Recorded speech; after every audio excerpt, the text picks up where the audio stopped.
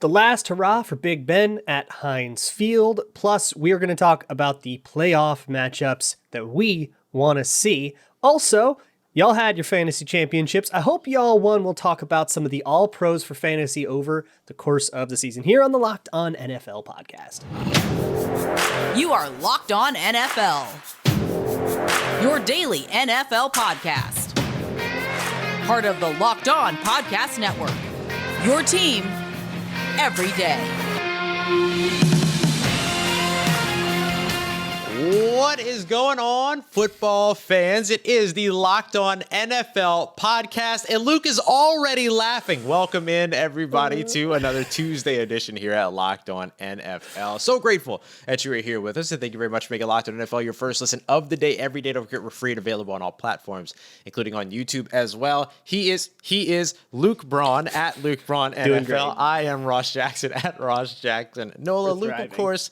Just doing a great job over here. Luke, of course, the daily host over at Locked On Vikings, myself over at Locked On Saints. And Luke, we had a Monday Night Football matchup between two AFC North teams, the Pittsburgh Steelers getting away with the win here up against the Cleveland Browns.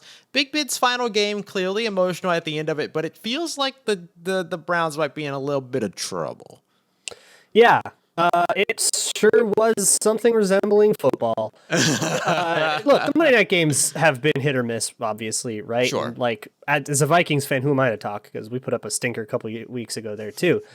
Yeah, well, you want to talk about a stinker. Think back to that Saints and Dolphins win last week.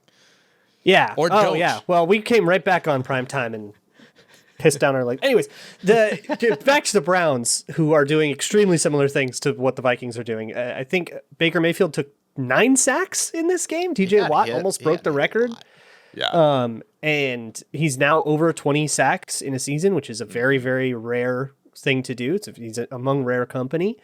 But yeah, look, I don't know what to make of the Browns right now, because they're at this weird crossroads where this Stefanski Mayfield thing that seemed like it was finally going to take them out of the pits, the top 5 draft pick every year hell that the Browns were already in. And here they are sitting at what are they now? 7-8? They are now 7-9. 7-9. Yeah. Mm-hmm. That isn't good enough. And like headed into 2022, what can the Browns do to make this better? Can they do enough to make this better? And does that involve getting rid of Baker Mayfield and going back into the depths of the quarterback thing? Yeah, that ends up being a really interesting thing because they've already picked up the 5th-year option on Baker Mayfield. So the way that they have to handle that would be probably trading him away and figuring out that whole situation. Like, it's a lot to navigate for a, first overall selection. Yeah. I mean, well, I know of one quarterback that maybe will be on the trading block. Oh, all right. Maybe little Michigan State alum, if anyone's interested. Free to a good home. Some chaos for you, Cleveland.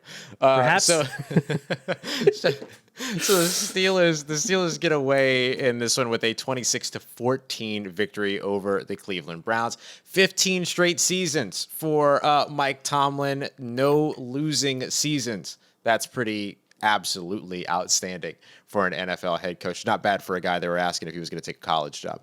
But when we look at this, not a ton of playoff implications here, though the door is still open for the Pittsburgh Steelers to get into the playoffs. It would require a Jacksonville Jaguars win over the Indianapolis Colts. And hey, crazier things have happened, I guess.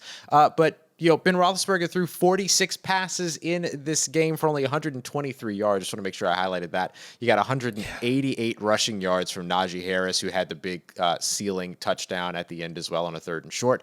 But not a ton here to really pick out when it comes to the AFC playoff picture. But we have a favorite scenario for the AFC playoffs because there's a lot of wacky stuff that can happen there, right? Yeah, so you've got 5 teams already in the playoffs, right? Titans have their division, Kansas City, Cincinnati, and then both New England and Buffalo are in, regardless of who wins the AFC East. So you got 2 playoff spots left. One of those basically belongs to Indianapolis. Unless they lose to the Jaguars, then they fumble it away, and then that playoff spot goes to the winner of Steelers-Ravens in Week 18. That's how that whole thing works. And then another playoff spot is basically going to the winner of Chargers-Raiders on Sunday Night Football, except for a very fun scenario, which is my favorite scenario ever, which is a tie. Now, this can actually happen with a tie either in Chargers or in Steelers Ravens or Chargers Raiders. A tie in either of those games. If there's a tie in Steelers Ravens, then the Chargers win, and the same thing happens. Okay. But it would be this interesting scenario where if the Jaguars beat the Colts and knock them out, the Chargers and Raiders could all come to midfield, shake hands, and say, we are not going to play this game. We will both kneel out the game. We both resolve to tie this game, and both teams would make the playoffs. Could you imagine? I couldn't imagine the anger, especially for the winner of that Ravens-Steelers game, who is the one getting snookered out of a playoff spot by all of this. But at the same time, it's like, look, man, you were like, what, 9-7-1? Do better. Like, if you want to have control over it, it'd be better than that, right? But that would be hilarious. But here's what it would also do is listen to this slate of wildcard games in the AFC. You've got the Raiders at Chiefs, a great divisional matchup that has been a barn burner for years. You have the Chargers at the Bengals, so you have two blistering hot young quarterbacks, two big fantasy quarterbacks. We'll talk about that later, going up against each other, Joe Burrow, Justin Herbert. And then the other matchup is New England at Buffalo, assuming all the other favorites win in those games, assuming nobody loses to the Jets. That's another nice divisional one there too. Like divisional matchup, third game, this bitter rivalry between all these teams. And obviously it's really, really fun coaching matchup between Dable's squad and obviously Belichick. Right. That would be an awesome AFC.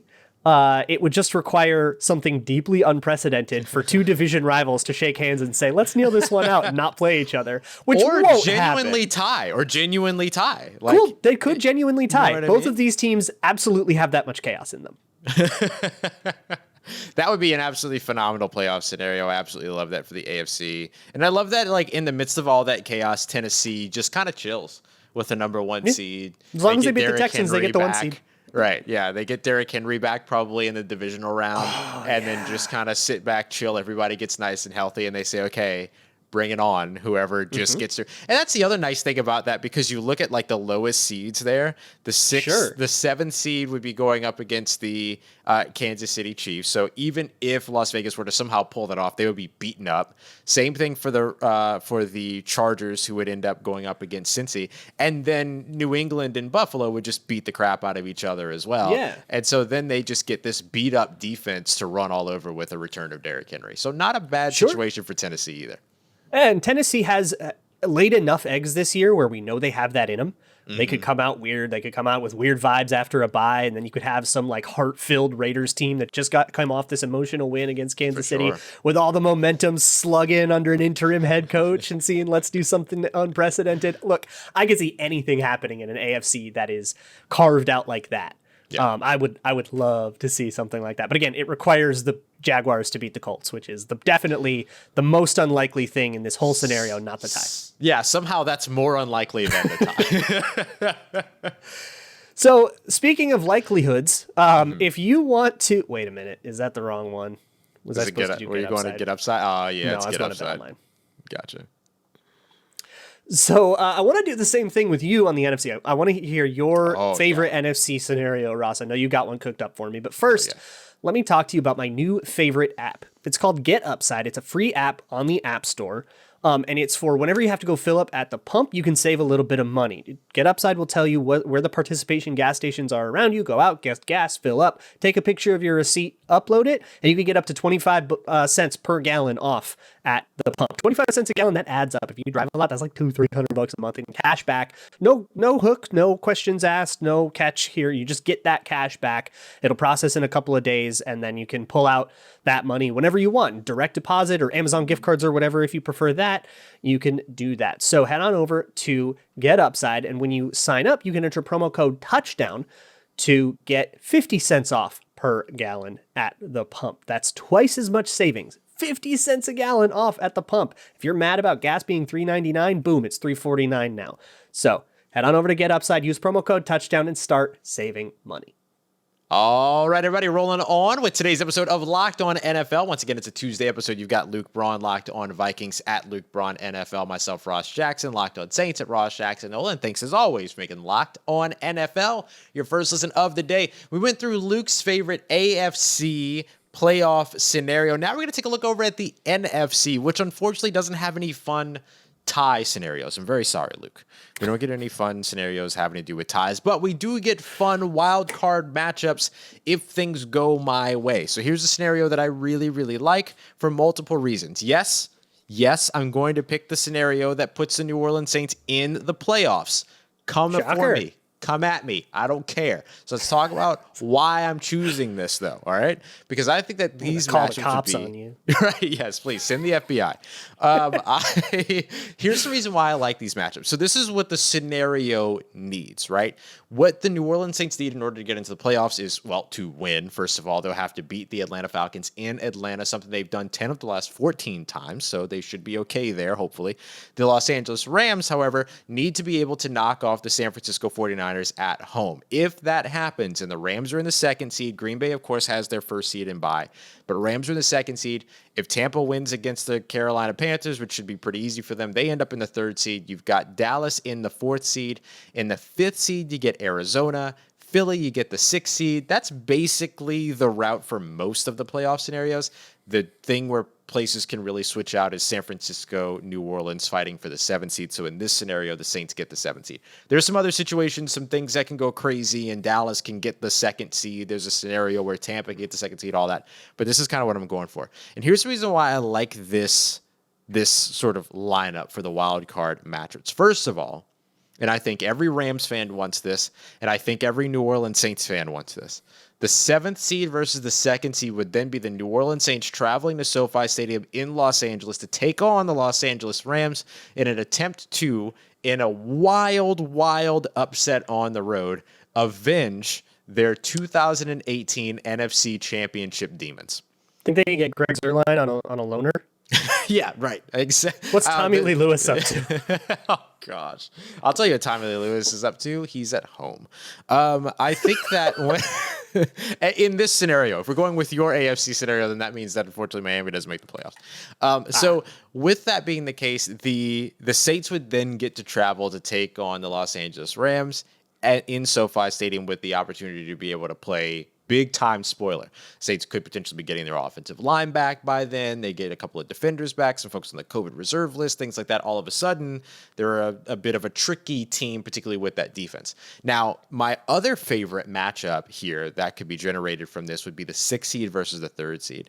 The Philadelphia Eagles up against the Tampa Bay Buccaneers in Tampa. I love that matchup because I love the idea of Jalen Hurts, this mobile young quarterback, this very run-heavy offense going up against Tampa's very stout run defense, very athletic and young defense as well. I just think that matchup is a ton of fun. Tom Brady versus the Philadelphia Eagles defense should be an absolute breeze. Sorry, Philly fans, but should be an absolute breeze for Tom Brady, despite the weapons that he has lost or have walked away.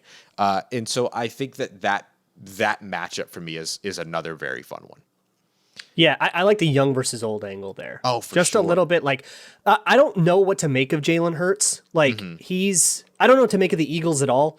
I mean, I'm pretty sure I forked him earlier on this very show. I was like, the Eagles are toast after they put together a really bad one on Monday Night Football, I think against the Cowboys, which could also you could also see a rematch of that game in Dallas.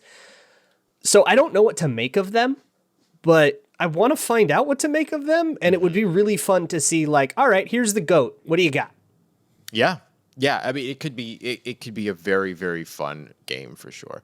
And then the final one, the fourth and fifth seed, you get Kyler Murray versus Dak Prescott. You get you get the new wave of head coaches with Cliff Kingsbury versus some of the sort of like older regime in Mike McCarthy. Like, there's just something really interesting here too. But Kellen Moore. Yep. And then you get Trayvon Diggs, who's had this incredible defensive season, matching up with some of these young receivers like Christian Kirk as well as Rondale Moore, stuff like that. God, there could be a lot of fun with that. I love AJ Green on a double move versus Trevon Diggs in a game like that. Like just man. a savvy vet who clearly doesn't have like the athleticism he used to have, but he's totally the kind of guy that would be able to sell a double move, get Trevon Diggs to jump because that's all he's doing this year. Right. And Trevon Diggs, who's just hungry for interceptions right now, right? Yeah. He's got 10 plus, but he's also given up over 1,000 receiving yards. Yeah, he's jumping every season. route. It's just what he's doing. Right. And everything. So I love that matchup as well. Lots of fireworks that can be had between Arizona and the Dallas Cowboys. Now, there are other interesting scenarios, like we could end up getting one of the other things that gets really interesting to me, and that I wish we could do, is find a way to get Philly and Dallas back to back, right? You get them week 18, then you get them in the wild card round, but you can't make that happen, unfortunately. There's always a fun dynamic to that when that happens. Like there have been times when that's been guaranteed to happen. Like, oh, these two teams are locked into their seed. They're both going to be the 4 and 5, and there's nothing we can do about it. And that's always fun. Because then you kind of get this meaningless game where all they're doing is feeling each other out. That's like the only purpose of it. And it's like, what do I reveal? What don't I reveal? Yeah, it's like a joint practice before a preseason game. Except it means everything instead of absolutely nothing. Yeah, should be a really fun time. And if you're into all of these probabilities and stuff, or if you even want to bet on something like the AFC East, which is not decided or anything, you can find all of that at betonline.ag. It is your one-stop shop for all things betting on sports like football or college football championship or whatever, or some of the bowl games we got left. You can bet on volleyball, tennis, golf, Formula One, whatever you can find, even your favorite Vegas casino games, you can find at betonline.ag. And enter promo code LOCKEDON, LOCKEDON. You can get a 50% welcome bonus. If you haven't signed up yet, that's free to do. And then whatever your first deposit in, if you enter promo code LOCKEDON, all one word, you can get 50% of your initial direct deposit matched and plopped right into your account. You put in $1,000, boom, you have $1,500 now to bet with at betonline.ag, where the game starts. All right, everybody, we are wrapping up today's episode of Locked On NFL with our fantasy forum here, like we do every Tuesday, joined by Marcus Mosher, Locked On Dynasty Football, Locked On Cowboys. Marcus, it's a very exciting fantasy football season. Want to talk a little bit about the all-stars, the all-pros of the fantasy football season. Let's start with some quarterbacks that had some big performances for you in fantasy this year. Yeah, I mean, I think Justin Herbert was one of the best values that we had. In most leagues, he finished inside of the top 3 or 4 quarterbacks in terms of fantasy points, and you probably didn't draft him inside of the top 10. He also had some massive games in the playoffs, and I think he's deserving of some love. The other guy is Joe Burrow, same draft class. If you made it to the playoffs and you had Joe Burrow on your team, my goodness. PG, Ross. Yeah. Hey, look, 70% passer, right? 70% passing when it came to what Zach Taylor and the Bengals did in week 16 and 17. Like, how much more perfectly timed could that be if Joe Burrow is your quarterback in fantasy football? Exactly. And you probably are sitting here today a champion. So Joe Burrow has to be somebody that we mentioned as one of the most valuable and most important players in fantasy this year. Love to hear it. What about the most important players in fantasy, the running backs? Who's your all-pro running back of the year? I mean, it has to be Jonathan Taylor, right? So, if you were drafting in July or August, there were some drafts you could get Jonathan Taylor like late round 1, early round 2, and all he did was absolutely dominate this year. He scored 50 more points than the next highest running back. He also had some massive weeks later on in the season. He was a clear-cut running back 1 this year, and it wasn't even close. But another guy that we should mention that had a top 5 season is Leonard Fournette. I know he missed some time in the playoffs, and that's really a big bummer. But even after his injury, even after missing the last 2 weeks, finished as a top 5 fantasy running back in part to all the receptions he had. One of the best values this year in fantasy football. This felt like the year of the handcuff of running backs because of all the injuries like McCaffrey and Dalvin Cook, and it was the Chuba Hubbard, Alexander Madison year. I mean, I'll tell you this. Look, I won a championship yesterday in one league starting Jarrett Patterson and Darrell Williams, and both of those guys got over 20 points in PPR leagues. Fantasy football is dumb. I don't know how often I need to tell you guys this, but it's so dumb. I love that we bring you on though, and then you give the fantasy advice, everything, and then you're able to say, yeah, I won a championship yesterday. So there you go. I mean, it doesn't get any better than that. Doesn't get better than that. Hey, play enough leagues, one of them's got to stick. Let's talk about wide receivers. That's the right attitude to have. Let's start with Jamar Chase, right? Going into LSU drafts. Tiger love. This is great. Yeah, I mean, it's just all LSU show. Is it good to be a Bengals fan right now, or what? Yeah, of course it is. Of course it is. Jamar Chase drafted 4th round. If you drafted in August, you likely got him even cheaper because there was this narrative in the preseason that he struggled with drops. And remember him talking about, hey, the football is a little bit bigger. I can't see it. Yeah. All he did was become a top 5 fantasy receiver this year and absolutely dominated in the championship game with, probably 50 points in your league. Jamar Chase, one of the biggest winners. Another one is Deebo Samuel, right? Deebo Samuel drafted outside of the top 6 or 7 rounds in your fantasy league, goes on to be wide receiver 3, does it on the ground, does it through the air. One of the just best picks that you could make outside of your top 100 picks. Yeah, I think PFF had that Jamar Chase against the Chiefs there broke the record for the most fantasy points by a wide receiver in a game, like ever. Yeah. It depends on the format, obviously, and the scoring and all that. Sure. But yeah, it was like a historic performance for all of your championships.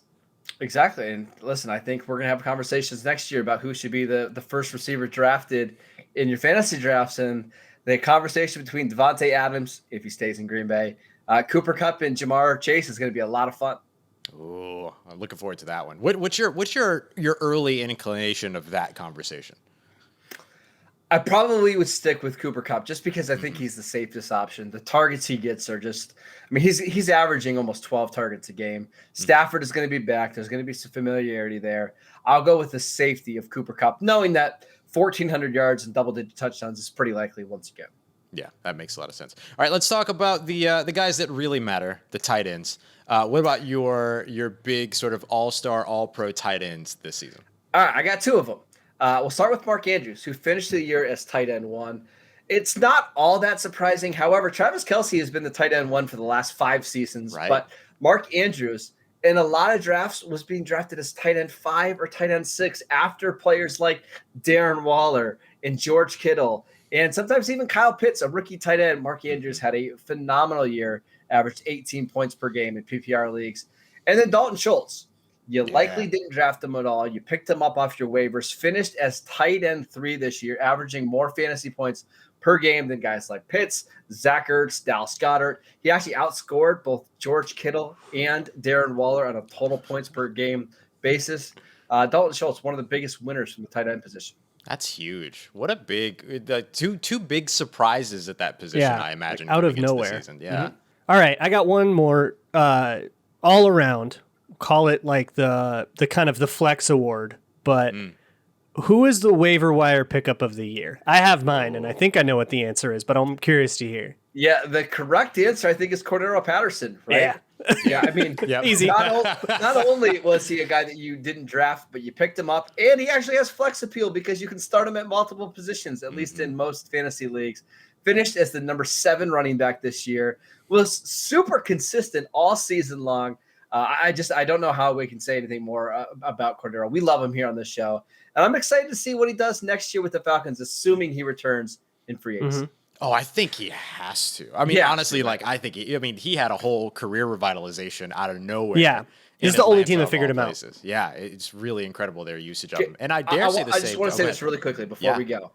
These are some of the players that Cordero Patterson outscored at the running back position. Ooh. Are you ready? Yes. Oh, my God. Alvin Kamara, Nick Chubb, Dalvin Cook, Derrick Henry, Ezekiel Elliott, Aaron Jones. Like it's pretty good. Yeah, that's a good list. That's a really good list. That's incredible. I will shout out one more late season pickup that you actually brought here to the show, which was Laquan Treadwell, who scored another touchdown this weekend. Yeah, Laquan Treadwell before 2021 had 2 total games of 50 receiving yards. He's actually now had 6 straight games of 50 or more receiving yards with Jacksonville. Listen, I'm not saying he's going to be somebody that we draft or anything next year, but Luke, I mean, you and I, good for him. Of it. Yeah, I mean, like, turning himself into like a competent NFL receiver. It only took 6 years, but we're here, baby. That dude works like a dog. Like that dude is. He works himself to the bone. He totally deserves it. And hey, you know what? Great year for former Vikings first-round punt gunners. Marcus, thank you so much for hanging out on this Tuesday Fantasy Forum. Congrats on your championship. Congrats to everybody on all your championships. I hope this segment of the show helped y'all win. So I'm sure tomorrow and for the rest of the week, we'll all be talking about all these playoff scenarios and all this stuff for, headed into the final week. What I like to think of as really the first week of the playoffs, because there are these games like Chargers Raiders. I'm really, really excited about it. We're excited to see if TJ Watt breaks that sack record. He needs one more. I'm excited to watch a whole bunch of awesome stuff like this. So week 18, final week of the regular season, kind of an unofficial holiday for me. I am so excited about it. And I hope you guys stick with us for the rest of the week as we break all of this stuff down. And then we get into the playoffs. Even more exciting. I am so hyped. We will see you all tomorrow here on the Locked On NFL podcast, part of the Locked On Podcast Network, your team every day.